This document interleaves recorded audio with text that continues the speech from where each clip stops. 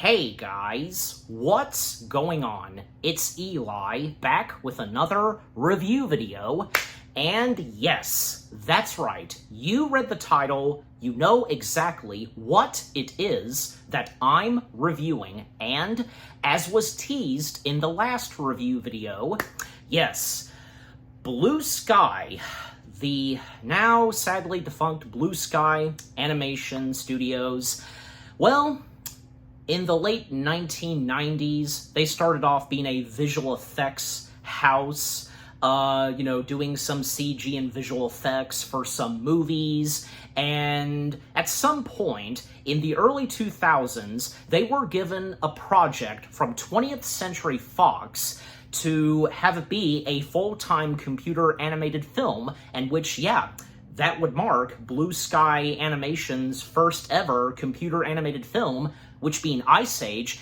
and after that, 3 years later, they would do another animated film, and, well, that would be the official beginning where, they would do computer animated films that we know and love so well, and that especially goes for the Ice Age sequels, but more than just Ice Age, okay? Other films that are not Ice Age that we've come to enjoy and love, and pretty much, most of them being underrated, and this being one of them, but it is without a doubt, at least in my opinion, and I'm sure you guys would think so too, that this is one of Blue Sky's top underrated animated gems, right? And because you saw the thumbnail, and yes, that's right. And not to mention, this being Blue Sky's second animated feature film, and the fact that it is celebrating its anniversary, and I would consider this one of my top favorite Blue Sky animated films. That and right next to, say, one or two Ice Age films, but so that's right. From 2005, I am finally reviewing Blue Sky's Robots. Yes, robots. Again, you saw the thumbnail, so you know. So Blue Sky's Robots. Man, just, the fondest memories that this animated film brought, with a pretty good story, great, fantastic humor, the comedy to it, and, the fact that this animated film, is entirely populated with robots, this world where, robots live, and it's another one of those movies where, we've seen other animated films where most of them, have animals, be on the planet, and, they act like humans and such. You know what I mean? Just, like, most notably, say, Chicken Little's Zootopia, But it was nice to see that, we would get a computer animated film where we have a world where it's populated with robots, and there's a robot city, and what the robots do, and how they work in the world and such, like, how they, like, would say eat or work, just, you get my point. And for me, the first things I have to say about robots, well, I do remember a good chunk of when robots came out. I would know if I did, but no. Unfortunately, I didn't get to experience this in theaters when it came out, but I do remember seeing a few commercials. Like, I remember the Burger King commercial. Does anybody remember that and know what I'm talking about? I remember that, and I remember seeing some of the merchandise. I had some of the merchandise before, and eventually I did get to watch it. I think we rented a copy of Robots at the defunct Blockbuster. I'm pretty sure. And I kid you not when I say this, I remember at my local Chuck E. Cheese when they had those TVs, and you can have yourself be in the TV, blue screen. Well, they showed a clip of robots, so I remember that very well. And I'm sure you guys might know what I'm talking about if you've had that same experience too. Well, not to mention that, I found it on YouTube where, how it was shown at Chuck E. Cheese, the clip of, robots, and apparently a bit of Ice Age trivia after that. That I do not remember, only robots, but at Chuck E. Cheese. And nowadays and over time, I've come to really love and appreciate robots. And of course, having, getting a Blu-ray copy, and of course, had to do some rewatching. It's still amazing, and I think it still holds up. And you realize this, that, and I've learned this, it occurred to me, and thanks to some friends, where, robots, it doesn't act anything like some of the other big animated films were, what they were doing, like, say, Toy Story, Shrek. You see what I mean? Because, what was brought to robots? Very differently, and in a good way. Yeah. Well, I mean, the same goes for, the first Ice Age, because, when Ice Age came out, it was something entirely different than, say, when, we first got Toy Story and Shrek. So, yeah. And someone on YouTube also said this. I read a comment once that someone said, and in their opinion, and I would think so too, that, robots is Blue Sky's A Bug's Life. If you think about it, that commenter made a good point. Not to mention, coincidentally, for both Pixar and Blue Sky, after their first computer animated film, for Pixar, they had Toy Story, and for Blue Sky, Ice Age. After each of them, after their first computer animated feature films, it would take them 3 years to do their next one, and from there on. So, because, after the first Ice Age film came and went, 3 years later, Blue Sky would do their next big-time computer animated film, and after that, from there on, same goes for Pixar. 3 years after Toy Story, they would do A Bug's Life, and so on. But just overall, what Blue Sky's robots had to offer, with its story, its characters, great voice acting, a lot of familiar and great talents that are in robots, the gags and the animation, the sets, just everything about it. And again, a pretty good story, and with what was going on, really good. All of it, fantastic. All right, so, as always, with the first things I've had to say about robots out of the way, now, again, as always, for me, read the description / the story. In a world of sentient robots, striving young inventor Rodney Copperbottom wants to work for the Collar, I don't know if I'm pronouncing that one word right. Again, you know me sometimes. Big Weld, whose Big Weld Industries make spare robot parts. But Big Weld has just been disposed as company head by the villainous Phineas T. Ratchet, who wants to make all robots submit for profitable forced upgrades. In this animated adventure, Rodney and his friend Fender go underground to fight Ratchet's evil plans. Okay, so, with that out of the way, a little bit of background, because, technically I did a bit of background, but still. Chris Wedge, one of the directors of Robots, him and Carlos Saldana, who, they first directed Ice Age, and they would go on to co-direct their second animated feature at Blue Sky. Chris Wedge, well, of course, in the 1980s, he started to work with, computer animation. He did a couple of short films, and later on, and in the 1990s, when Blue Sky Studios was formed, and like I said, at that time, Blue Sky Studios was a visual effects house, and they were doing visual / CG effects for some movies like Alien 4, Alien Resurrection, Fight Club, and Star Trek Insurrection. And in 1998, as we all know, Chris Wedge made a computer animated short film that did win an Oscar, and let that sink. That being the first and last Oscar that Blue Sky won. After that, and somewhere around that time in the 90s, Chris Wedge met with well-known book author William Joyce, John Lasseter, whom Chris was friends with. Lasseter introduced Wedge to William Joyce, and not to mention, maybe a lot of you don't know this, that William Joyce, even I didn't know, And not to mention when I joined my friends over at So You Want to Be an Imagineer for the Robots podcast, like, where it was brought up that William Joyce actually had some involvement in the production of Toy Story, designing Buzz Lightyear, doing early designs slash sketches for Buzz Lightyear, and when he originally was first named Lunar Larry, and originally Buzz was small, he had a red uniform. I'm sure you know this, but probably you didn't know that that was William Joyce's doing. That was some of his work, so yeah.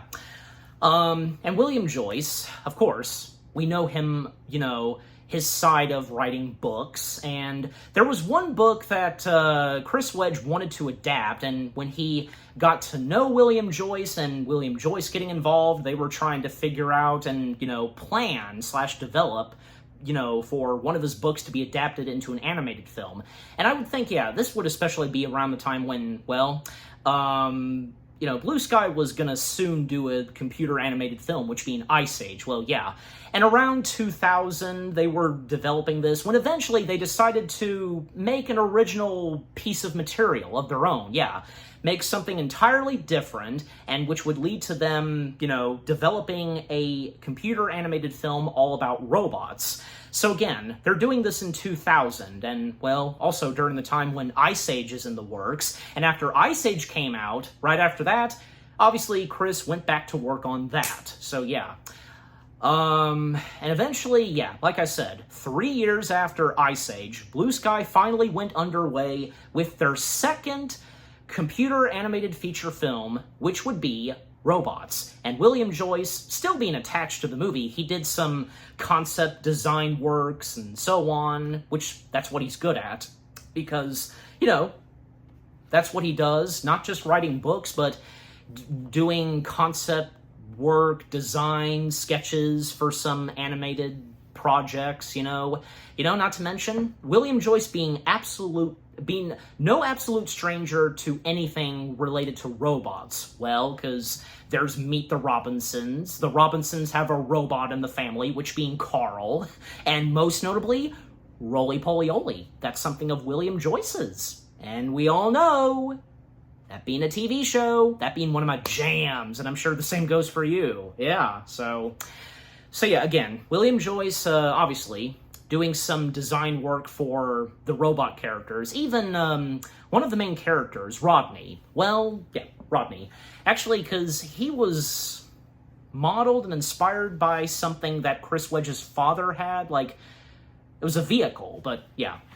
But anyways, so yeah. And finally, when Robots was complete, the film came out, and, well, I mean, as far as I know, because it was received pretty well. I mean, you know, wasn't the biggest crowning achievement, but still, nothing bad about it at all, because it's hilarious, entertaining, far different than, you know, some of the early computer animated films we got at that time. It wasn't acting anything like, say, Toy Story and Shrek, like I said, so yeah. Alright, so yeah, that's it on background, and the best I can do talking about background. Alright, so getting into the film itself. Yes, so, again, in this robotic world, and we have, you know, a town called Revit Town. Yes, Revit, I think, yeah, I am pronouncing that right, Revit Town. And it's the first location we see of robots, and it is the hometown of two of our main characters. Well, three, technically. We have Herb, being voiced by good old Stanley Tucci, and he's just coming out of work at a diner, and, you know, the first line he gets is, "I'm gonna be a dad!" Because he and his wife are expecting a delivery, literally. And his wife, which being Miss Cobberbottom, yeah, Miss Cobberbottom, being voiced by the talented Diane Wiest. I hope I'm getting her full name right. You know who it is. Yeah, so when he showed up at home, he missed the delivery, but, you know, making the baby. And as the credits roll, they're building the baby, and yep, it's a boy. Technically, yeah. Because, yeah, like, you know, we wanted a boy, right? And that one joke where there's one missing part, and hammering it, and we know what it is. Good Lord. And yeah, so we have Rodney, and we see as, you know, the film continues, like, him growing up, he gets his, you know, training wheels, and whenever he gets up to an older age, like, you know, 10 or 12, he would receive his, you know, parts, you know, 12-year-old parts and such, yeah. And at one point, Rodney and his father Herb, they attend to this parade festival, and there's this balloon which representing Big Weld, and sure enough, Rodney knowing about Mr. Big Weld, and Big Weld would become his hero, besides his dad, yeah, and how he puts at it, you know, because, you know, two of the most important robotic men, I guess you could say, in his life are Mr. Big Weld and, of course, his father. And Mr. Big Weld, Mr. Big Weld being voiced by the one and only legendary Mel Brooks. Yeah. How can you forget, you know, someone like Mel Brooks, you know, being in this? Because I won't lie that there were times that I did forget on whom the entire voiced cast was. Well, obviously, you can't forget certain names like, you know, Ewan McGregor, or Amanda Bynes, Halle Berry, Robin Williams, and that, of course, goes for Mel Brooks. So, yeah. Anyways, so, again, my point on Mr. Big Weld, as I said, being voiced by Mel Brooks, Mr. Big Weld is kind of like a robotic Walt Disney, and, you know, inspiring those, and, you know, imagination and such, and, yeah, Rodney becoming an inventor of his own, and, yeah, following in Mr. Big Weld's footsteps, and even Mr. Herb, his father, he also followed in Mr. Big Weld's footsteps. And even, like, some of the quotes that come from robots, like, yeah, one quote from Mr. Big Weld, "You can shine no matter what you're made of," because, yeah, Mr. Big Weld's attitude is, you know, helping those to give them, you know, spare parts and everything, and, you know, no matter what you're made of. So, yeah. And fast forward some, because, yeah, at a certain point, Rodney gets a bit older, and by the way, because younger Rodney, he was voiced by young Crawford Wilson. Okay. Yeah, when, like, say, Rodney hits 12 years old and he receives his 12-year-old parts, and he receives a dress from a relative of his, I think her name is Veronica? Yeah, and how popular she is according to his mom. And, yeah, school year photo, he has to wear that dress. Poor Rodney. And yeah, by this point, Rodney has become older and even working at the diner alongside with his father, because the father, Herb, to talk more about Herb, like, actually, you know, to go ahead and bring this up, the father and son relationship in robots is amazing. It's really fantastic. The chemistry between them, and, you know, Rodney wanting to, you know, follow in his dream, and his father being very supportive, and, you know, Rodney wanting to make his dad proud, and, you know, with what, yeah, Rodney's dad, you know, he feels the same way too on Rodney's dream. So, yeah. And, yeah, on Herb, because, yeah, well, yeah, obviously Stanley Tucci, he's a great actor and, you know, good at voice acting. And, yeah, of course he was no disappointment in being in robots. And the fact that he works at a diner, well, because he does the dishes, and he has, like, a dishwasher in his chest, you know, it's attached to him. And he even brings the work with him after, well, work is over, loading the dishwasher and such. That's pretty funny. So again, Rodney, and yeah, Rodney now older, being voiced by good old Ewan McGregor. And I don't know, would anybody realize at first that that's Ewan McGregor's voice? Because, well, you would know it's Ewan McGregor's voice because of his Scottish accent, or when he's Obi-Wan Kenobi. But some movies that he's been in, where he does a different accent, like, most notably, Big Fish, yeah, and Robots, yeah, and he's really good at doing American accents and so on, and that accent he gave to his character in Big Fish, spot on, yeah. So Rodney, by this point, because we saw him when he was younger, like struggling trying to make an invention of his own. Finally, he's got it. And when he unveils it for his father, and it could help him with all the extra work that he has to do at the diner. And this invention he's made / built, and which, by the way, Chris Wedge does the voice of. Yeah.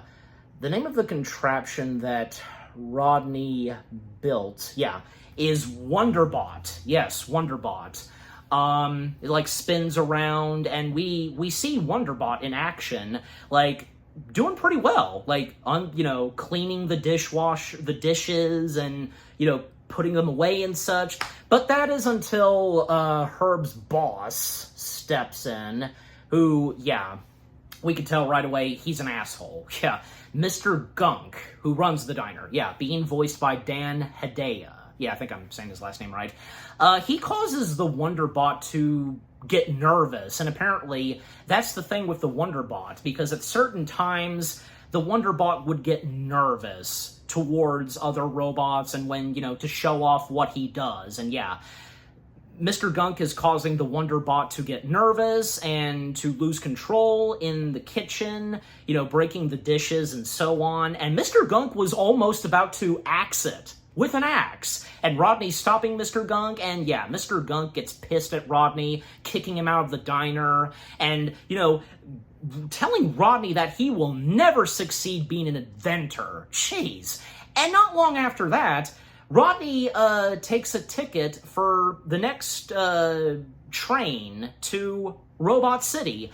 Right there and then, he's going to go to Robot City, go to, Big Weld Industries to meet Mr. Big Weld himself, and to show what he's invented. Because, another thing on Big Weld Industries is the door always being open for inventors coming up with new ideas and such. And Rodney just so happens to be one of them. But then Rodney's parents step in, most notably his mom, like, not wanting her son to take the train that flies. I mean, I'm pretty sure, it is technically considered a train, but the Express, best way to also put it, the Flying Express. She, is concerned for her son, doesn't want him to go, but, Rodney just telling his parents that he wants to do this. He's going to go to Robot City to get a job and to meet with Mr. Big Weld to show what he's invented and so on. And what Herb does, well, he, supporting his son and, helping him get a ticket for Robot City and, encouraging him to go and, for him to do what he wants, his dream and such, and, not believing in his dream, how Herb puts at it, would come back to haunt Rodney. What he says, which, that can be true. And thus, Rodney saying his goodbyes to his parents and, promises to make his dad proud, and thus he makes his way to Robot City. And when he arrives in Robot City, well, the atmosphere and what Robot City looks like, it's amazing. And there's no doubt that the Blue Sky animators, they had a great time. I have no doubt that they had a great time, with Robot City and how creative it looks, you know what I mean? Yeah, it's awesome. And when Rodney first shows up, the robots that interact with him, like, this is something that would be in reality. Like, there's one robot, hey, you want to buy a watch, or, someone who apparently got screwed up, and asking for some change, like, And one of the first robots he comes face to face with, and just so happens to be on my shirt, and you saw him in the thumbnail, Fender, yes. And Fender being voiced by the late legendary Robin Williams, yes. Because Fender taking Rodney's picture, that'll be $50, please. And when, Fender takes more pictures and asking Rodney to do anime eyes, and apparently it didn't take pictures. It was fake. Well, some of the other robots we see, actually two most notable robots that I hopefully one of them you can't miss out on, but the other, maybe, I don't know. Well, one of them is the Tin Man. Yeah, the Tin Man from The Wizard of Oz. He's actually there and waiting and meets up with, like, his transportation. You know how at, like, airports or whatever, you know, they hold up a sign? Yeah. And the Tin Man, he was voiced by Tim Nordquist, if I'm saying the last name right, and he and three others who were holding up signs, they join in dancing, you know, we're off to see the wizard, that dance. And there was another robot. When at one point Rodney comes face to face with this DJ dancing robot, when Rodney leaves, we see one robot who happens to be a robotic version of Sid the Sloth. Did anybody notice the robot version of Sid the Sloth? Please let me know. I bet you did. Maybe some of you probably missed him the first time, but yeah. Unless you got lucky to see him the first time. You know, those kind of Easter eggs, I tell you. So, Rodney, and to speed things up, you know, taking another transportation in those balls, you know. I love that scene, and when he once again comes face to face with Fender, who's asleep, but then, yeah, when Fender wakes up, say, are you following me? And that clip where Fender and Rodney, they're going around Robot City in that ball, well, like I said earlier, seeing a clip of robots at my local Chuck E. Cheese, that was that clip. Yeah, it was that one. I remember. So, yeah. It's surprising that I remember that after all these years. I tell you. Anyways. So, yeah, it was pretty funny and really awesome, you know, them bouncing here and there on the ball. And, yeah, obviously this is Rodney's first time in this kind of transportation. And, you know, there's like a big drop and there's even like a hammer to, you know, get them out of the ball and such. Just, yeah. And after all that, because then Fender saying to Rodney, just stick with me, kid, I know this place, you know, from here on, you know, how he says it, hey, that's new. And that hammer, it hits Fender, sending him flying. So, yeah, that's the last Rodney sees of Fender for now. So, yeah. But, sure enough, Rodney, he's found his way directly at Big Weld Industries. And he's greeted by someone whom was on TV that he watched when he was a young robot, you know, Big Weld's show. And that being the gate guard, yeah, guarding the entrance. That being, yeah, Tim the Gate Guard. And Tim the Gate Guard, yeah, because it didn't occur to me that Tim the Gate Guard is kind of a parody of, you know, the puppets from Mr. Rogers' Neighborhood, the land of make-believe. If you think about it, just, yeah. And Tim the Gate Guard, and he too, I forgot, you know, at times, I forgot. He too was in this. Good old Paul Giamatti. Yes, voicing Tim the Gate Guard. I mean, how can you not love someone like Paul Giamatti? And I don't know, because I don't think, maybe for a lot of us, we wouldn't immediately recognize that that's Giamatti's voice, but, it shows that he's good for doing animation and voice acting. And Tim the Gate Guard, you know, how Rodney interacts with Tim at first, and, you know, the doors shouldn't be locked, because, yeah, they should always be open, and as Big Weld said it himself, you know, always be left open for new inventors and with new bright ideas. But this is where we discover, and for Rodney, that Tim the Gate Guard's a jerk. Yeah. Not a happy-go-lucky friendly puppet like, you know, what was shown on TV. Yeah. And Tim's not going to let Rodney go in, even when Rodney shows what he's invented. Yeah.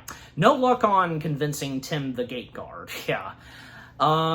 So, you know, a little later, Rodney trying to figure out how to get into Big Weld, and, yeah, like, something's not quite right with Big Weld Industries. And that's when we discover that Big Weld himself is no longer in charge, you know, running his company. It's now being run by the main antagonist of robots, and that being Ratchet. Yes, Ratchet. And Ratchet being voiced by Greg Kinnear. I might be butchering his name some, but I'm pretty sure you know who it is, yeah. And, you know, I'll be completely honest, yeah. Robots was one of my first movies where I first knew Greg, but yeah, I've mainly known him for this, that's all, because yeah. And you know what? He was pretty good at voicing the main antagonist, because if we couldn't tell already, right away, and when we're first introduced to Ratchet, that yeah, he's not a friendly robot, and how he's running Big Weld Industries. You know, his attitude is like, to heck with what Mr. Big Weld said. Times change, screw the whole thing on, spare parts and such. The robots will have to, get much better robotic equipment and bodies and such. Yeah. Yeah. So, yeah, things are not looking good for Big Weld Industries and under, the control of Ratchet. Not to mention, we learn more about Ratchet and we get to see his mom until I mention her. But yeah, so again, just what Ratchet pitches, the future of Big Weld Industries, how he's doing it, no longer doing spare parts. Instead, they have to get the robots, they have to get new equipment and, new robotic parts and such. Just, yeah, his management, just overall, not good. And also, we get the introduction of one of the other main characters, and although sadly, and when I learned that she was supposed to have more to this film, and that being Cappy. Yeah, Cappy, being voiced by Halle Berry, who works alongside with Ratchet. But at a certain point, and if we couldn't tell already, yeah, she's, not too impressed with what Ratchet's doing and such, and like I just said, there was supposed to be more of Cappy in Robots. In fact, I learned as well that there was kind of a director's cut, I guess you can say. Like, we could have gotten more of Cappy, and not to mention, we would have learned that Cappy is kind of in the same territory as Rodney, because, as I recall, yeah, she did come from Revit Town as well, and is kind of on the same level as Rodney and some of the other robots, with the spare parts and such, just, yeah. But, yeah, when it came to Ratchet and what he does for the robots, yeah. Anyways, but, yeah, maybe just overall, what was brought to Cappy in the final film wasn't bad at all. Cappy was still a pretty good character, and not to mention, spoiler alert, Cappy would become the love interest of Rodney. Yeah. And speaking of Rodney, and to speed things up, because, yeah, when then we see Rodney, and with the help of, his invention, the name slipped out of my head. Yeah, Wonderbot.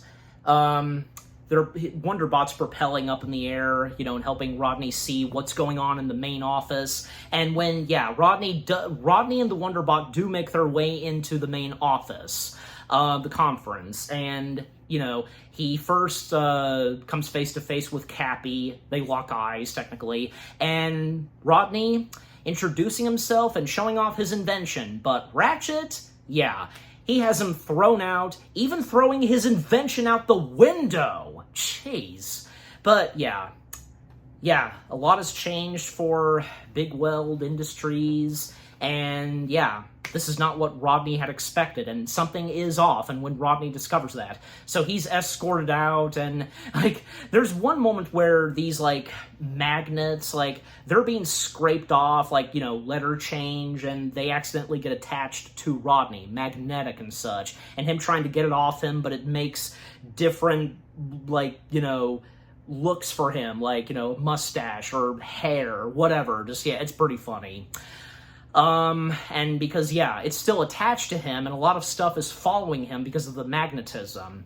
And eventually, he accidentally makes his way down underground, in the bowels and such. And then, after what happens to Rodney and he gets unconscious, well, we then see and translate what's in the bowels of Robot City, the Chop Shop.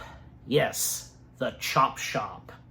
Another location, and has a prominent role, in Robots. And yeah, the Chop Shop being a location seen in robots, and the Chop Chop's exact location is not known. No. Apart from being secluded, if I'm even pronouncing that right, yeah, from the rest of Robot City. Yeah, so it's somewhere underground, technically. And we see these robots, they're working in the chop shop, and, you know, some rusted, you know, spare parts and such being destroyed and burned, you know. And whom runs the chop shop is Madame Gasket. And Madame Gasket, and nobody probably would realize that it's him, and I say him, voicing Madame Gasket. Good old Jim Broadbent. Yes, Jim Broadbent. He too, I had forgotten at times, was in robots, and voicing a lady robot, yeah. And it turns out Madame Gasket is the mother of Ratchet, yeah. Also, there's a couple of times where we do see Ratchet's father, which being Mr. Gasket. Yeah, he's hung up and, you know, damaged and such, you know, just scrap, you know. And Mr. Gasket being voiced by Lavelle Gans. Yeah, I think I'm saying his last name right.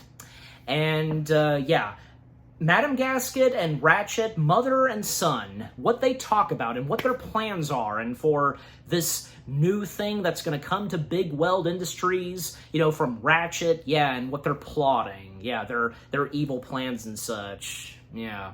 And, yeah, again, you know, things are sure enough they're not looking good, and what happens later on, you know, and what they plan to do. But anyways, to speed things up still, because, yeah, coming back to Rodney, because when we come back to him, still unconscious, but when he regains consciousness, someone is loosing some screws from his foot. Someone's stealing his foot. And if we couldn't tell already, and seeing the shot of the hands and, like, unscrewing his foot, well, it's Fender again. Yeah, Rodney, once again, you know, coming face to face with Fender. He's out of nowhere stealing his foot. I mean, why? I mean, he already met Rodney, so couldn't Fender not tell right away that, you know, this robot seemed like a nice guy, you know? And also, fun fact, I didn't really know this, that Fender is apparently, I guess that goes for his name, I'm pretty sure, Fender. Fender's was apparently inspired by Bender. Again, I presume probably it's because of the name and how, you know, obviously their names sound similar. Bender, Fender, so yeah, anyways. But yeah, and Rodney, you know, stopping Fender, trying to get back his foot, and they accidentally let loose these steel tiny balls, you know, marbles, I guess you can say. They're scattering on the floor, and when they're wrestling for Rodney's foot, and there's a bit of, like, they're like do a bit of ballet, I guess, in the music that plays. And ultimately, at one point, Fender accidentally loses his head, and his head makes his way to his other fellow robots. Yeah. So yeah. Fender meeting up with his other fellow robots. We have Crank being voiced by Drew Carey. And Crank, he's an orange robot. He's on wheels. We have Diesel, who's a mute. He doesn't have a voice box. In fact, we did see Diesel early on when he was helping Fender with the whole picture thing. You know, Fender taking Rodney's pictures. Yeah, so we have Diesel, who almost throughout the film is muted. He doesn't really have a voice. But until at one point he does. Yeah, until I get there in a moment. We also have Lug being voiced by Harland Williams, who would go on to voice another computer-animated robot in something else from William Joyce. And that, of course, being Meet the Robinsons, where he voiced Carl the Robot. Yep, of course. Anyways, so yeah. And by the way, because Lug's design, because I know I heard this from, like, one or two people, and yeah, and more, because where, like, Lug, like, kind of almost, like, resembling, like, a garbage truck or something, but also a Rock'em Sock'em robot, yeah. You know, not to mention, there is a nod / reference to Rock'em Sock'em robots that I remember so well, where in Rodney's room, we see that he has a Rock'em Sock'em poster that's in the, it's a parody of the Rocky films. That's so good. If anybody did notice that, yeah, that's a good reference there, and it does make sense. I mean, besides, because Rocky and the Rock'em Sock'em Robots, they have a lot in common, because, yeah, boxing and such, you know what I'm saying? Just, yeah, anyways.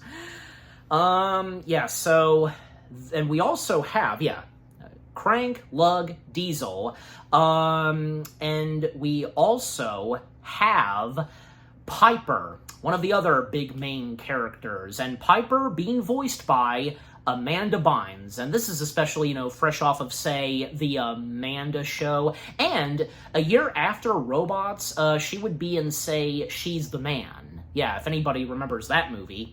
I'm sure you do, but anyways. And Rodney coming face-to-face with them, and when Fender telling them that that's the one who's, who almost stole my head, or however Fender puts at it, framing Rodney. But, thankfully, things are patched up, and when, most notably Piper. Piper at one point did notice in a dumpster, because they were looking for spare parts, Piper discovered in the dumpster Wonderbot. Yeah.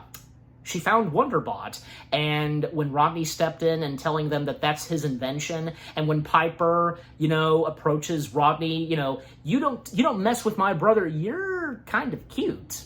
Yeah, Piper basically immediately having a crush on Rodney, finding him cute and such, and giving back, his invention, and yeah, everything's patched up between all of them, and Piper, telling her, introducing herself to Rodney, Piper, Viper, she doesn't, Piper is definitely, and is a great character, one of the top great characters of Robots, yeah, and with Amanda Bynes' voice and Piper's personality, yeah, but also, her being sometimes a caring sister to, her fellow robots, they're not really relatives, but, they treat each other like brothers and sisters, like a family, of course, yeah, and when, her and the others are right there beside Rodney and helping him out when, yeah, certain things happen later on.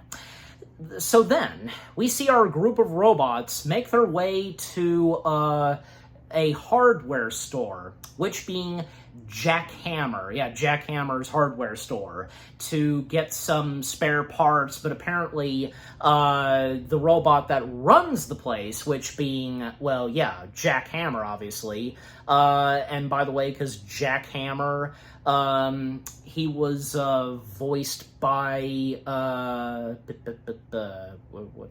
who is it again?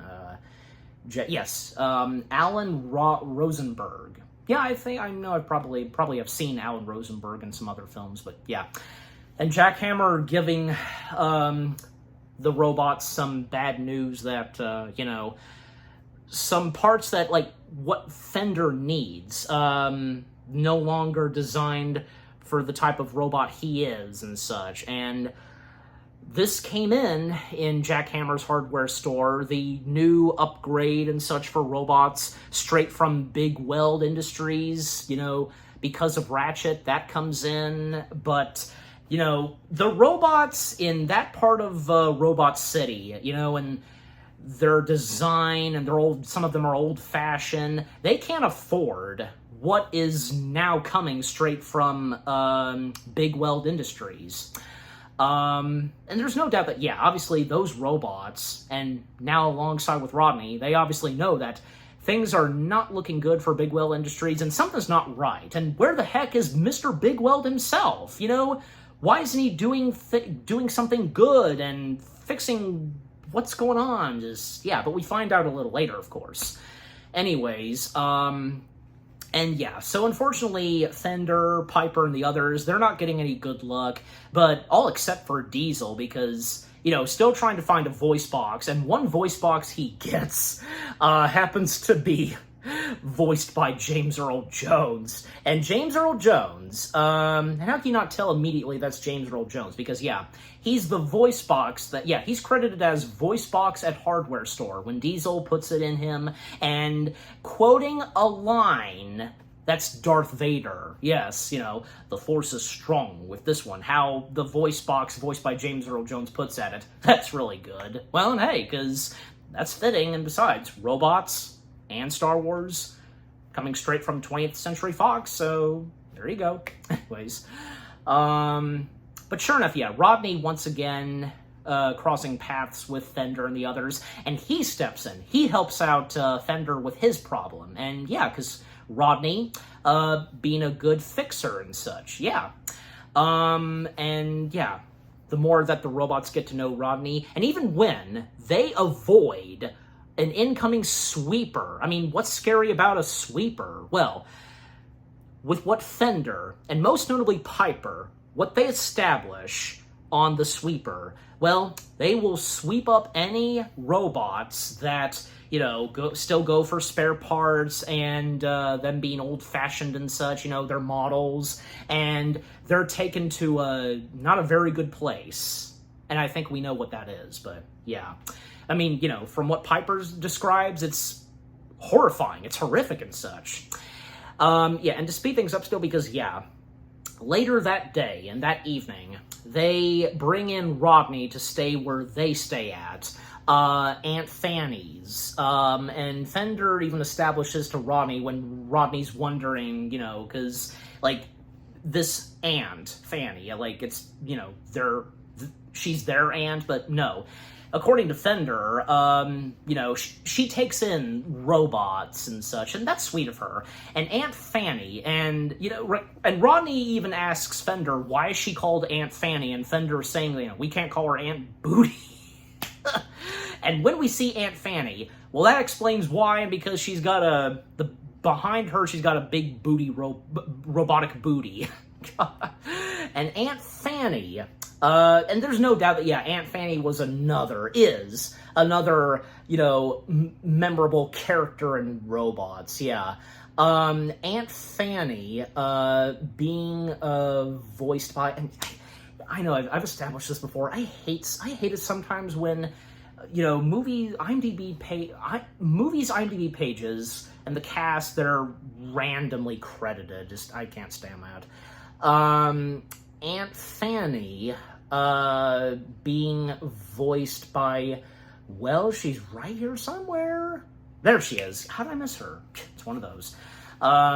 She's right there down to say Drew Carey. Okay, point being, Aunt Fanny being voiced by good old Jennifer Coolidge. Yeah, we all love Jennifer Coolidge, don't we? Even, yeah, because I know that my mom, you know, she likes Jennifer Coolidge as well. So yeah, and yeah, Jennifer Coolidge, she too is not a disappointment in robots, and what she brings to the voice performance of Aunt Fanny, hilarious. But at the same time, there are some good moments where Aunt Fanny is being a very sweet, loving aunt to the robot characters, yeah. And Piper, like, mentioning, you know, she's a bit artsy-fartsy and such, yeah. And, yeah, the first interactions between Aunt Fanny and Rodney first meeting Aunt Fanny are pretty funny. And when, Fender invites Rodney to, you know, sleep in his room and such, you know, and Fender pulling down a chain in each of the different rooms, and, yeah, the first room we see is Piper, and she, you know, she's got her hair like in a very own robotic towel and putting on some white powder, you know. And yeah, I love that part. Just, you know, you missed a spot. Fender, get out of my room. I'm not in your room. I am now. I'm not. It's funny. And then when, yeah, we come into, yeah, Crank's room and the leak he's taking, and then finally Fender's room, and it's very messy, and yeah, and Fender telling Rodney, you know, what's mine is yours, and then out of nowhere, his two arms detach, and they're doing some arm wrestling, you know, macho, it's funny. And later that evening, because, yeah, Fender's sound asleep, and Rodney can't help but think of his parents, and his dad most notably, and having a family picture with him, of him and his family. And when Fender wakes up and they have a little conversation, and Fender brought this up of, you know, arm farting and such, like, somehow, and sure enough, robots, they did. This movie found a way to do a fart joke. And yeah, when Rodney joins in, and we get an outside view of Aunt Fanny's house, and each of the robots waking up, and they do an arm fart joke, arm fart, and even Piper Piper doing it as well. And then Aunt Fanny does it, but it causes the earth to shake like a very own earthquake.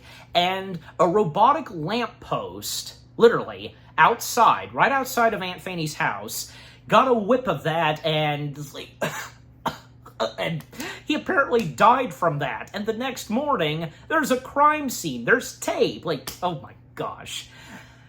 Again, just somehow, and sure enough, Robot's dead. It managed to make a fart joke work, be hilarious. Yeah, all of the above. Just, yeah. And don't you think so, too? Yeah. Anyways, and to speed things up still, because, because Rodney, at a certain point, he starts to help out some of the other robots, and especially when there's a complaint coming from the hardware store that they can't afford what's being presented and such, what's going to be, coming straight from Big Weld Industries with what Ratchet is doing. Yeah, they can't afford it. And because, with their models and them doing spare parts, But sure enough, when Rodney steps in, and even when, from Fender and Piper, they inform the other robots that Rodney can help them, and, Rodney helping them and such, and and a little montage where, Rodney is helping each of the robots, and, even helped one robot who's a toilet. Literally named Toilet Bot, and Toilet Bot being voiced by Marshall Efron. The name sounds familiar, yeah. To name some of the other robot characters, like there's, Broken Arm Bot, and there's also Watch Number 1, because the robot who, at the station, hey, you want to buy watches? Yeah, one of the watches, being Watch Number 1, was voiced by Paula Abdul, if I'm saying that right. And there's also a phone booth, mailbox. Of course, there has to be, a phone booth and mailbox who are alive and they're robots. And fire hydrant. And the fire hydrant, how did I kept forgetting that this was him. The fire hydrant being voiced by Jay Leno. And coincidentally, Jay Leno would go on to be in Blue Sky's next animated feature a year after this. Which, of course, being Ice Age 2 The Meltdown, voicing Fast Tony. Yeah. It's a shame that we, I don't mean to go off topic, but, Ice Age, Blue Sky, it's a shame that we didn't get more Fast Tony in the later Ice Age sequels, like, number 3, 4, etc. I'm pretty sure that, at one point, Fast Tony was rumored to be in Ice Age 5, but that, of course, didn't happen, but, that was a waste, that we only got Fast Tony for one of the first Ice Age sequels, and the same went for Lewis, whom Josh Gad voiced. Yeah. Anyways, and also, Marshall Efron also voiced the lamppost that I just mentioned. That's so funny. And the DJ robot. Yeah, the DJ robot. Well, that's fitting to know the name of that robot. Yeah, DJ robot. DJ robot being voiced by Shinji. I think I know, who Shinji is, And Marshall Efron, he did a couple of other voices, as I mentioned, he voiced the lamppost, and he also voiced a bass drum, he voiced the toilet bot, and he also voiced, what was the other one? Bass drum, okay. Alright, but, as I was saying, because Rodney helping out the other robots with their spare parts, and fixing them up, and they're good as new. And then at one point, Rodney received a letter, basically coming straight back from Revit Town, a letter from his parents. Apparently, things are not looking good for his father. Herb had, losing a foot at the junkyard, and and that was very nice and sweet that, Fender and Piper, they are worried and concerned for Rodney, and even Piper, checking on Rodney because she can tell, of course, that Rodney is worrying about his dad, and, even Aunt Fanny stepping in and asking, I should say, if he wants to go home. But if he would do that, then he would not, do what he has to do, make his dream become a reality, and to make his father proud, And, by this point, they really have to do something. And especially, they got to meet Mr. Bigwell, Rodney most notably. And turns out that the best opportunity to meet Mr. Bigwell is at the annual Big Weld Ball, and it just so happens to be this evening, and thanks to Wonderbot, he informs Rodney and the others. So, later that evening, at the Big Weld Ball, the sequence of Big Weld Ball, Rodney along with Fender make their way there in disguise, especially towards Tim, the gate guard, and the disguises they're in looking very gentlemanish, and even Fender calling himself the Count, and the interactions they have with Tim, and Tim, looking on the list, and they're not on the list, but with what Fender says to Tim as the Count, eventually they convince Tim to let them go into the ball, and thus, they make their way into the ball, and hopefully Big Weld will be there, if so. And, Ratchet, of course, being there, as well as Cappy, and, Cappy, yeah. Then at one point, there's one robot that, Fender comes face to face with, and it's love at first sight, that being Loretta Grinder. Yeah, but Loretta, of course, yeah. And Loretta being voiced by Natasha Lyonne. Yeah, I hope I'm saying her last name right. We know who she is. She's a great actress, and she's been in quite a lot. And, she too not being a disappointment, even though, because Loretta doesn't have that much in the movie. Mainly she's there and, being romantic and such with Fender. No, she was still pretty good. Not to mention we learned that Loretta actually works at Big Weld Industries at the main front desk, out in the entrance of the building. So, yeah. Because Loretta, a bunch of robots who act gentlemanish and because of their wardrobe and such, but when she comes face to face with Fender, she can tell right away that, he's very different compared to the others and acting gentlemanish, what I'm saying? Just, yeah. And again, love at first sight for both Loretta and Fender. Meanwhile, for Rodney, because he gets up front and center, where hopefully Big Weld himself will be there. He'll be there up on stage, but unfortunately, Ratchet breaks the news that Mr. Big Weld could not make it, and sending his regards and best wishes and such, and, that everyone's having a good time. And Rodney, he's had enough, and he sets Ratchet straight, exposing himself, and revealing himself, and just so happens, earlier, Ratchet and his mother, they found out on what was happening in Robot City, that a bunch of the robots, they were being fixed up by Rodney. Yeah, because Ratchet was having a moment to himself when he was receiving a spa, but then Madame Gasket showed up, and she broke the news to her son, and, by this point, Ratchet and Madame Gasket, they're now planning to, to get rid of any robot who does not go for an upgrade and still go for spare parts. They will plan on disposing them once and for all, and also to take care of whom fixed up those robots. And when Ratchet discovers that it's Rodney and so on, and Rodney again confronting Ratchet, and sure enough, Ratchet calling in security. He was almost about to be escorted, but Cappy stepping in to help out Rodney. And, and that's what happens. Even when Rodney also getting help from Fender, like giving him a signal, caw!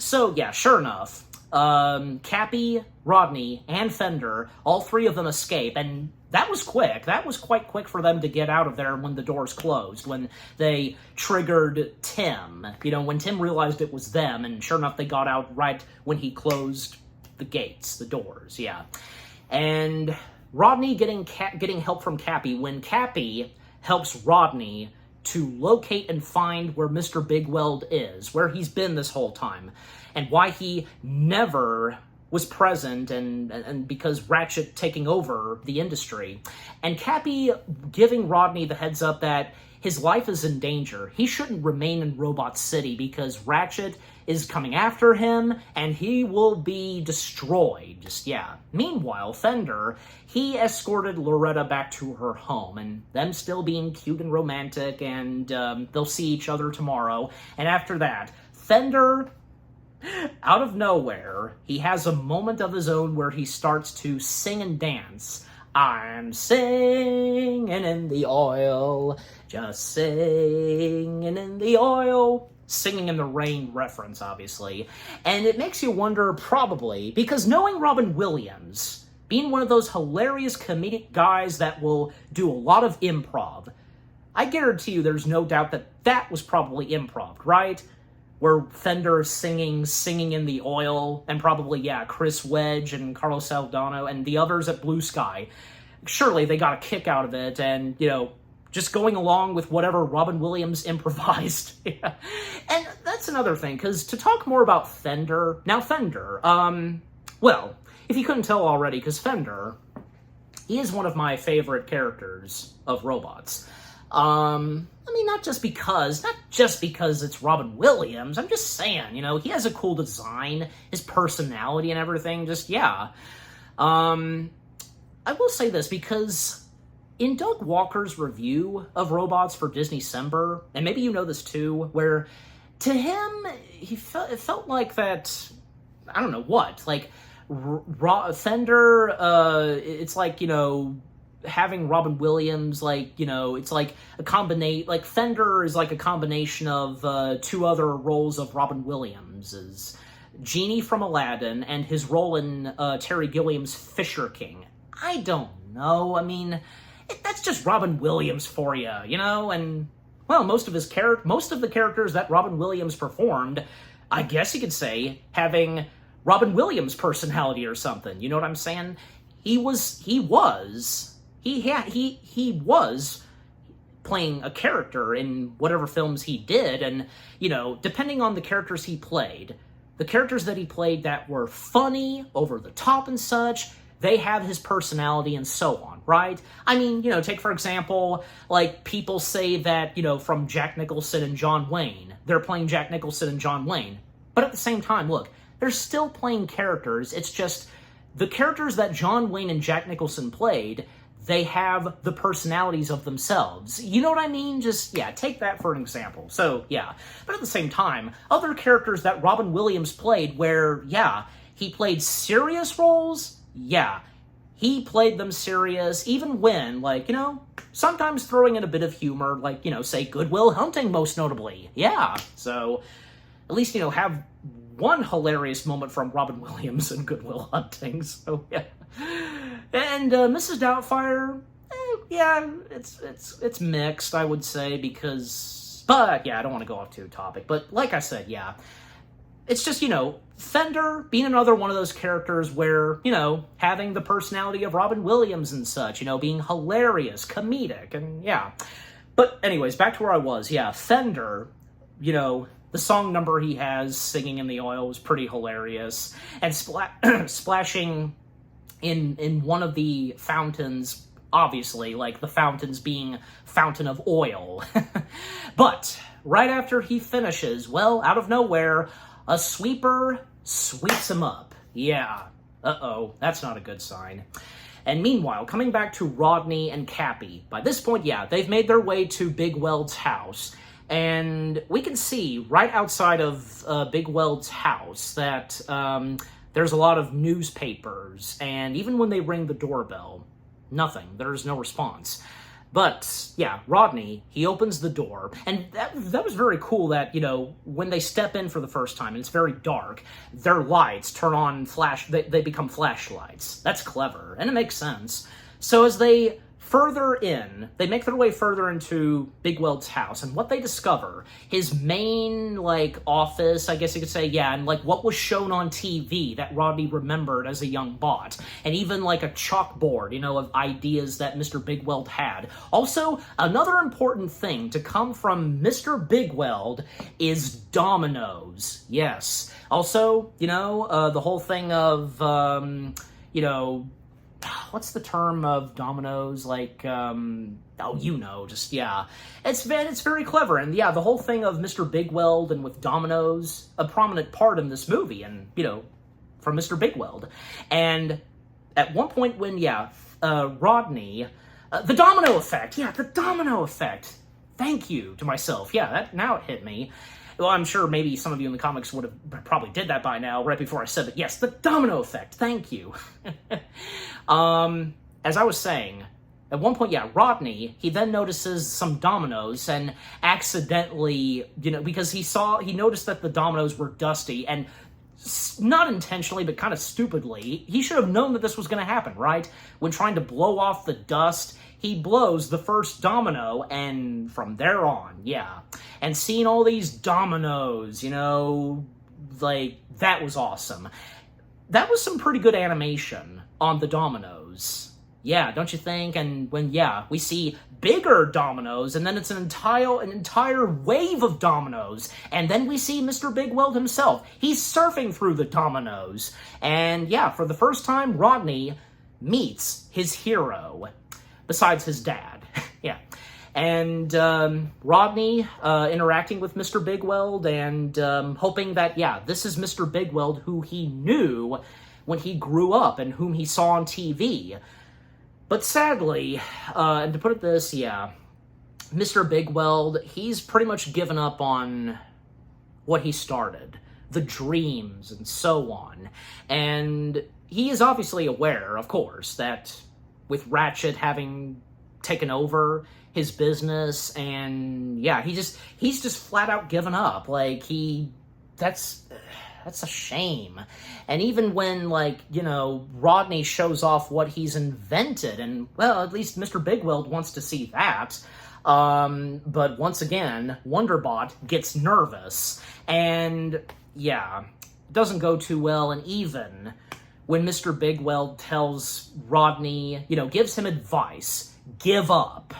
And even when Rodney mentions the word quit, and that's another word that, Mr. Big Weld was looking for, but most of all, give up, because, again, by this point, Mr. Big Weld has given up on whom he was before, and also because he's old-fashioned and so on. Times have changed, but not exactly, because something good can be changed, and right there, because after Rodney is crushed by whom he idolized, not just his dad, but Mr. Big Weld, Rodney feels like giving up now, and thus he makes his way, it's obvious that, making his way back to the station. Meanwhile, we cut back to Fender. I almost said Rodney. Fender. Luckily, I have not,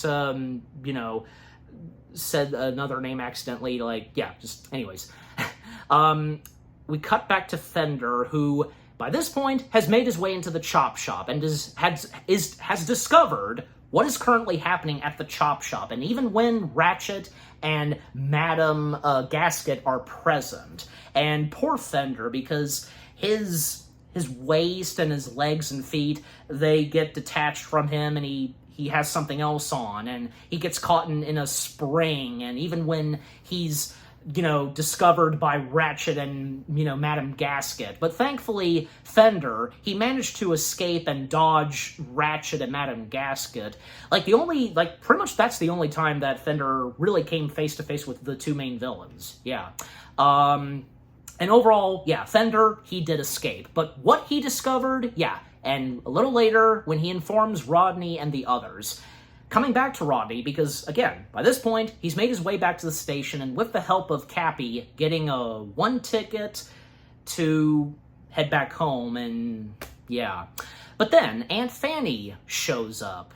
But actually, no. Before Aunt Fanny showed up, Rodney called up his dad to inform him on what's happened, and when meeting Mr. Big Weld, and Herb quickly realizes on, what Rodney, and judging by Rodney's voice, not good. But Herb giving Rodney some encouragement not to give up on his dream. And again, the whole thing on, your dream, not succeeding with your dream, and it would come back to haunt you, just not giving up on his son and encouraging him to not give up on his dream and so on, and to do something. And yeah, a bit of hope comes back into Rodney. And even the robot telephone, as I mentioned earlier, you know, it was nice of the telephone, the first thing that the telephone bot said, you know, your dad really loves you. But then, you know, if you want to talk to your dad some more and how much it'll cost. It's funny. But then, yes, Aunt Fanny, she steps in, and basically Rodney accidentally left his luggage at her house. And even the other robots from Piper and Crank, they showed up and, you know, to say goodbye to Rodney. But sure enough, Fender steps in. He catches up with them at the station, and Piper and the others noticing that the skirt he has on, especially like the getup he has on his head, and Piper saying, you know, a sister I always wanted, and just like a freaky sister, how she puts that, it's funny. Fender warning them on what is happening and mentioning the Chop Shop, Ratchet, and Madame Gasket, yeah, what they're planning to do to, you know, send out more and much better improved sweepers to capture the robots. By this point, the robots, you know, from Fender, Piper, and yeah, that goes for all of the robots in that small town in Robot City where Rodney helped repair and fix them up. Yeah, none of them are safe by this point. Something has to be done, and that's when, yeah, they're all in on it with Rodney and even Cappy. Yeah, because, yeah, Rodney, he knows what has to be done. The mistake he made from the beginning, not intentionally, and he has to fix it.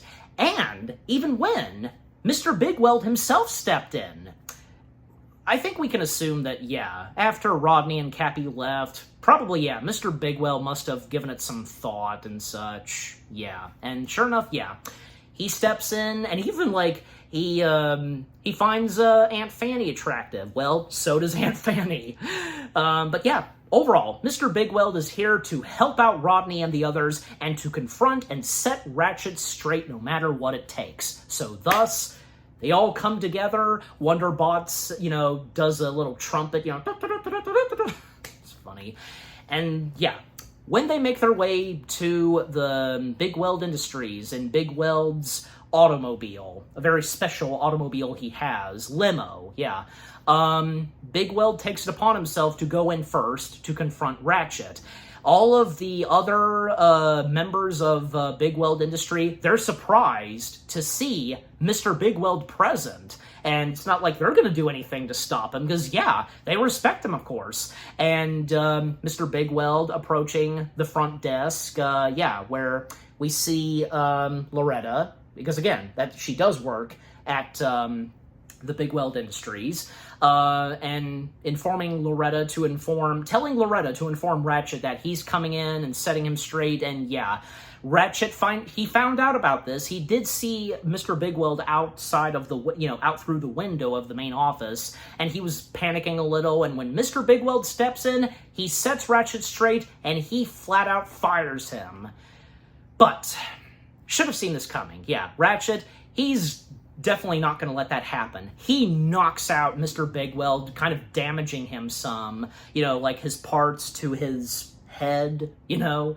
And sure enough, Rodney and Cappy, they do step in, and they can see what's going on. They confront Ratchet, and Ratchet being disappointed in Cappy with what she's now done, joining Rodney's side. Also, a little earlier, Mr. Big Weld called Rodney and Cappy boyfriend and girlfriend. Well, and yeah, they weren't at first, but technically as of now they are. So yeah.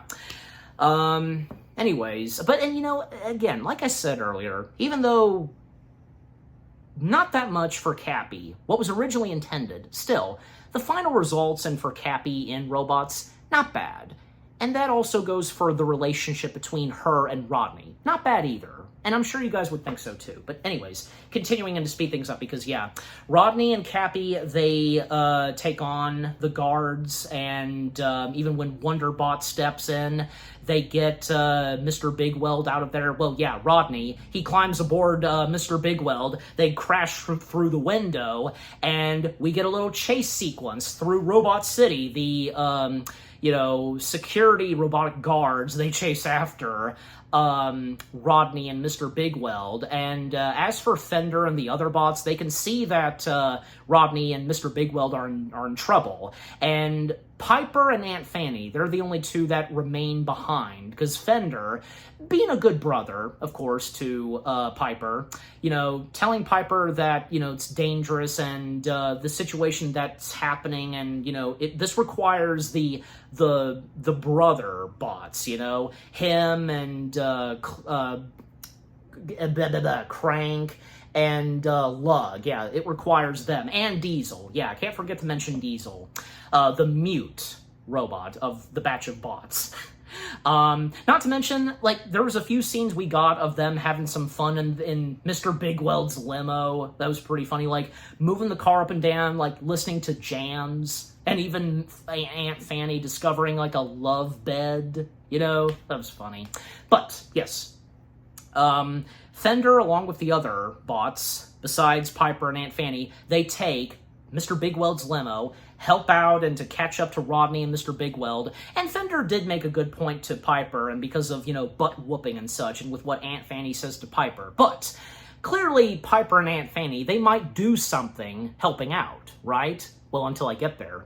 So, again, the chase sequence, that was pretty good. And yeah, just Mr. Big Weld and Rodney going through Robot City while they're being chased, and sure enough, Rodney fixed up Mr. Big Weld, and Mr. Big Weld waking up to the situation they're in right now.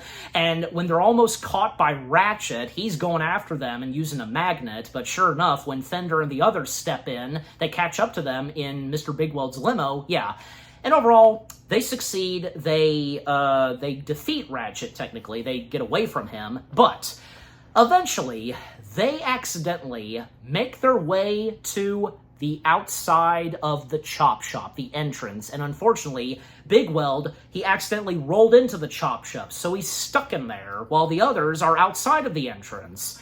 And, well, of course, they're not going to give up right there and then. I mean, at one point, they almost did. Crank especially, but Rodney, as well as Cappy and such, they were not giving up. And, yeah, thankfully, they decided not to give up anymore and help out. So, yeah, good on them. And they gear themselves up Lug is dressed up like a sumo wrestler. And, I think, yeah, Diesel... Either Diesel, yeah, it's Diesel, dressed up like a cowboy and such. It's pretty funny. Even say Fender, he dresses him up kind of like a Viking or something, and he does a Scottish accent at one point. Because yeah, when they step in the chop shop, and when Mr. Big Weld is almost about to be fried, because yeah. This one part in the chop shop where the parts being destroyed and burned. Yeah, Mr. Big Weld almost about to be destroyed when thankfully Rodney and the others step in, and thus they're about to take on Ratchet and Madam Gasket. And they accidentally called Mrs. Gasket Sir. They didn't realize that Madam Gasket was a lady. So, I mean, yeah, because it doesn't look like a lady, and the fact that, well, Madam Gasket being voiced by a guy. Again, Jim Broadbent. Yeah. Anyways, so Fender, Rodney, and Crank, they make a little bit of speeches, and yeah, Fender doing a Scottish accent, we are here to take you down, and so on, yeah. And there's only two of them, that being Madam Gasket and Ratchet, but... spoke too soon because more emerged, like an army, basically, in the chop shop. And it seems like, yeah, they, Rodney and the others, they don't stand a chance towards them, but sure enough, Piper steps in, and am I late on the butt-whooping thing? And, they say no, yeah, she, perfect timing, and the fact that, an entire wall comes down, we see a huge crowd of robots, and yeah, it is the group of robots whom were restored and fixed up by Rodney. And this was our crowd shot moment, and for Blue Sky, because, Because, like, say, in A Bug's Life, we had our crowd shot when, yeah, all the ants come together along with the circus bugs taking on Hopper and the grasshoppers. Well, we have this in Robots, not to mention, yeah, this counts, you know, predating, like, say, Avengers Endgame, obviously. Well, and that same year, we even had, say, the Chronicles of Narnia. We had a huge army, so, yeah. But, and you get the point. Anyways, so, yeah, all of them come together, and thus we have our battle. And from each of the robots taking on the Chop Shop army, from, say, Diesel, Lug, and even Fender, how he takes on some of the Chop Shop goons doing some dancing.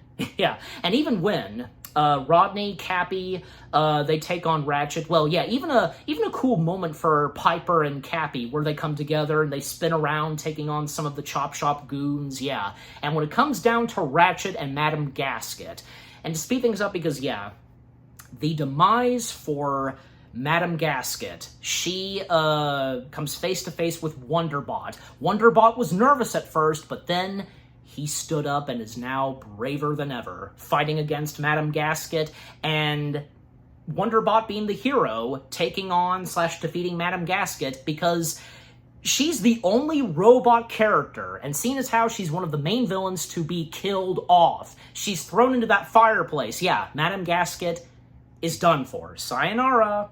And as for Ratchet, he does survive. I mean, he's spared, quite literally. He ends up just like his father, just being, you know, an endoskeleton and such. Just, yeah, poor Ratchet. But he got what he deserved. So, yeah, at least he's right beside his father. So, yeah, but that's the end of Ratchet as well.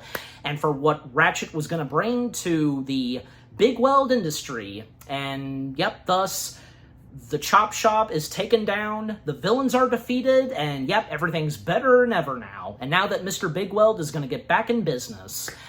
And the epilogue to Robots. Well, back at Revit Town, Mrs. Now what was the last name? Copperbottom, yeah. She pops in at her husband's work and she informs him that Rodney is back. But then, God, another moment where we get Herb's, you know, rude boss, you know, where do you think you're going? And I think, yeah, Herb's wife was, I think she was going to do something. She had an angry look, because obviously, yeah, she knows that her husband's boss is a handful. Well, Herb, he's got this. He puts the dishwasher that was attached to him, he puts it on his boss. Just, yeah, do that yourself. I'm done with you. Just, yeah. Golly, because not even Herb's boss had a bit of change of heart, right? Like, we don't see him towards the end of what happens. Just, oh well, just being one of those characters, like, say, Mr. Potter, or, yeah, What's-in-Face, Bob Parr's boss from The Incredibles. Yeah, so anyways. So yes, Herb and, his wife, she's only called Mrs. Copperbottom, but I'm pretty sure she does have a name. You know, if I remember to do so, why not? I'll put her name in a text. So anyways, they come outside and they see that there's an entire crowd there, and well, that's because Herb and his wife, they get a surprise when they see Rodney, but also Mr. Big Weld, and yeah, Mr. Big Weld meeting Herb for the first time, and, well, now that Mr. Big Weld is back in business, doing what he did, you know, spare parts, and for any robots, their design and models, spare parts for their models and designs, and that goes for Herb, because, yeah, Herb, he gets his own parts. His face is on the box, yeah, and also Mr. Big Weld making an announcement, and when he's having trouble with the microphone because the microphone does some echoing. Yeah. Also, the mailbox. Did I not mention the mailbox? No, I didn't. The mailbox was voiced by Al Rucker. Yeah.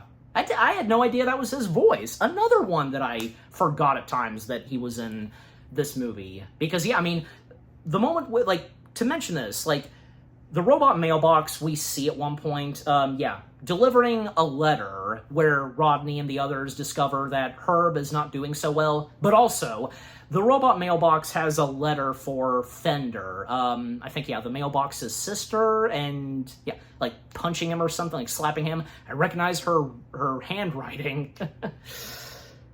Alright, anyways, as I mentioned, the microphone, because, no, I don't think I mentioned the microphone, because, yeah, the microphone, I think I did, yeah, the microphone. Marshall Efron, who also voices the microphone, because when Mr. Big Weld's trying to make a speech, the microphone is causing an echo, and Mr. Big Weld finding that annoying, and when the microphone apologizes, sorry, an echo. Point being on what Mr. Big Weld says, and especially this goes for Rodney's parents, that Rodney will be next in line and be his right-hand side robot and his future, and whom will, in the future, take his place, you know, running his business. Yeah, so good on Rodney. You know, who'd have thought for Rodney, because where he would end up at, you know, his dream. And then, you know, it became better than ever. And for his family. And yeah, his dad being prouder than ever. And also, Rodney surprises his father with an instrument. Because it was mentioned that Herb had dreamt of, like, being a musician. But that didn't go so well. But sure enough, yeah. When he gets his own instrument, like, kind of like a saxophone kind of instrument. And he tries to play a tune. It doesn't go pretty well. But thanks to Fender and the others, like, a groove and beat to it, and yeah. And we get a dance number, you know, like a little dance party, as there had been a good chunk of animated films that did that, you know, like dance parties and such, like most notably Shrek's 1 and 2, a bit of Toy Story 2, technically, but yeah, you get the point. So yeah, all the characters dancing, everyone gets a happy ending, and, you know, Rodney and Cappy are together now, and Fender, he reunites with Loretta, Mr. Big Weld flirting with Aunt Fanny, and and even Diesel. He finally got a voice box thanks to Mr. Big Weld, and yeah, he gets to sing and such, yeah, on the microphone. Good for him. Towards the very end, he finally got a voice box. And Wonderbot being one of the last characters we see on screen and ending off the movie. Yeah. What a great way to end off Robots. Yeah. Yeah, just Blue Sky's Robots. It's a memorable animated film from Blue Sky. And like I said, and if you think so too, Robots being a underrated animated gem from Blue Sky Studios. Don't you think? Just, yeah. Everything about it from beginning to end. The story, the plot, really good. The atmosphere, the robotic world, Robot City, the cool details and, you know, what was brought to the world of robots, you know, and very clever and such with, you know, what was brought to the robotic world and the atmosphere, you know, how the robots live in society. The cast of characters, great voice acting, memorable characters, memorable, hilarious, funny moments, robots having good heart and emotion, like, you know, the story, like, the messages that are brought into this, and, well, because, you know, the whole thing of, you know, believing in your dream, the father and son relationship, you know, the climax, this, you know, great sequences here and there, just, yeah, what more do I have to say? Also, the music and score, by John Powell, yeah, I think I'm getting his last name right, yeah, really good too, the music and score, good as well. Not to mention, he would go on, right after Robots, he would go on to do more music and scores for some of Blue Sky's animated films, most notably the Ice Age sequels. Yeah. But yeah, just, again, overall, Blue Sky's Robots, it is, without a doubt, in my opinion, an underrated animation gem from Blue Sky Studios. And I'm giving Robots, well, what the heck, 10 out of 10 stars. Yes, 10 out of 10 stars for Blue Sky's Robots. And what about you guys? What did you think of Blue Sky's Robots itself. What are your fondest memories of Robots? Any of you that by any chance did get to see this in theaters? Do you remember the commercials, promos, advertisements, when this movie came out? Did you get any of the merchandise? Did you watch it on, video, DVD, Blu-ray, digital? Just, yeah. What are some of your favorite characters? Funny moments? Like, what made you laugh so hard? Did you get a bit teary-eyed because of, the emotion and heart that Robots delivered? Just, yeah, overall. And also, like, is Robots one of your top favorite Blue Sky animated films? Yeah, just, yeah, overall, what do you think of Blue Sky's Robots itself? And with what I've had to say, my review, and yeah, what did you think of my review? Leave comments and give this review video a like, as always. And so, with all that being said, thank you very much for watching. I hope you guys enjoyed my review of Blue Sky's Robots. More review videos are coming your way. They're going to be awesome. Keep looking forward, and I'll see you guys in the next video / review. Take care, happy anniversary to Blue Sky's Robots, and peace out. Take us out, Fender. I'm singing in the oil, just singing in the oil.